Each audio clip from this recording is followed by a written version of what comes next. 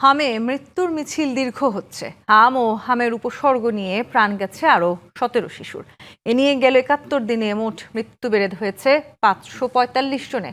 রোগী বাড়ায়, সেবা দিতে হিমশিম হাসপাতালগুলো, উদ্বেগ উৎকণ্ঠায় অভিভাবকরা। গেল 4 মে হাম ও হামের উপসর্গ নিয়ে 17 শিশুর মৃত্যু দেখেছিল দেশ।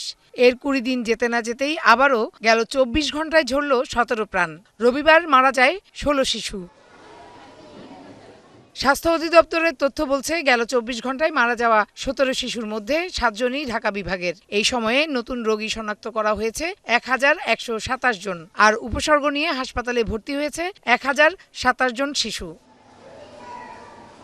যে সময়ে পরিবারগুলো ঈদের ছুটির আমেজে থাকার কথা, সেই সময়ে হাসপাতালে উৎকণ্ঠায় অভিভাবকদের ভিড়। 5 দিন থেকে জ্বর, কোনো কিছু খেতে যাচ্ছে না, বমি করতেছে, নিঃশ্বাস নিতে কষ্ট হচ্ছে, বিভিন্ন জায়গায় দৌড়াদৌড়ি করতেছি। কালকে অনেক ব্লাড টেস্ট করেছি আর কি। বাসায় রেখেছি। আমার বড় মেয়েটা খালি এই 3-4 দিন ধরে অনেক কান্না করতেছে আমার জন্য। 3 বছর ওর, আর ওর এলাম 6.5 মাস। এই বয়সে এসে ও মানে কি ওরা নিয়ে আমি মেডিকেলে এসে ভর্তি হয়েছি। অনেক খারাপ লাগতেছে। ছেলের অবস্থাতে আমরা অনেক কষ্টে, হাসপাতাল থেকে ওই হাসপাতালে এই হাসপাতালে অনেক কষ্ট হয়। বড়রাও আক্রান্ত হচ্ছেন হামে। নানা পদক্ষেপে মৃত্যুর মিছিল যেন থামছেই না। এতে জনমনে বাড়ছে উদ্বেগ। কালার এক্সপার্ট ডার্ক স্যাপ এবং মাইল্ড অন হ্যান্ডস টেকনোলজি সমৃদ্ধ অরিক্স অ্যাডভান্স ডিটারজেন্ট পাউডার, আপনার লন্ড্রি এক্সপার্ট। 5 দিন থেকে জ্বর ছিল, তো আমি ডক্টর দেখিয়েছি, প্রফেসর দেখিয়েছি। তো গতকাল রাত থেকে হামের রেস্ট মনে হচ্ছিল। এক ডাক্তার মানে অনেক জ্বর আসছিল, জ্বর, পাতলা পায়খানা, তারপরে কাশি, বমি, খেতে পরে যে র্যাশ হচ্ছে, র্যাশ ওঠার পরে বুঝছি হাম হচ্ছে। আমরা কি ঢাকার মানুষ না, আমরা হইছি নোয়াখালীর। তো ঢাকালৈ এসি এরি ঢাকায় হাসপাতাল ভর্তি করাইছি।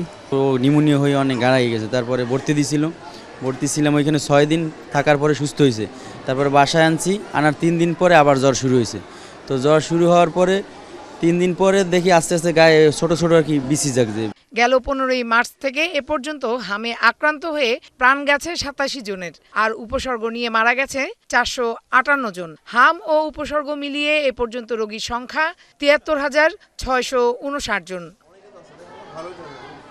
বিশেষজ্ঞরা বলছেন, সময়মতো ব্যাপক টিকাদান, রোগী শনাক্তকরণ, চিকিৎসা নির্দেশিকা, অক্সিজেন সহ জরুরি সেবা নিশ্চিত করা গেলে এত মৃত্যু এড়ানো সম্ভব হতো।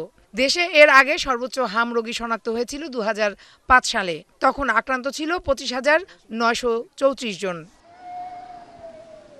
বিশ্ব স্বাস্থ্য সংস্থাও সতর্ক করে বলেছে, টিকাদানের হার কমে যাওয়ায় বিশ্বের কিছু অঞ্চলে আবারও হাম রোগের প্রকোপ দেখা যাচ্ছে। বাংলাদেশে হামের এই নতুন প্রাদুর্ভাব সবচেয়ে প্রাণঘাতী হিসেবে আবির্ভূত হয়। Farhana Juthi, DBC news, Dhaka.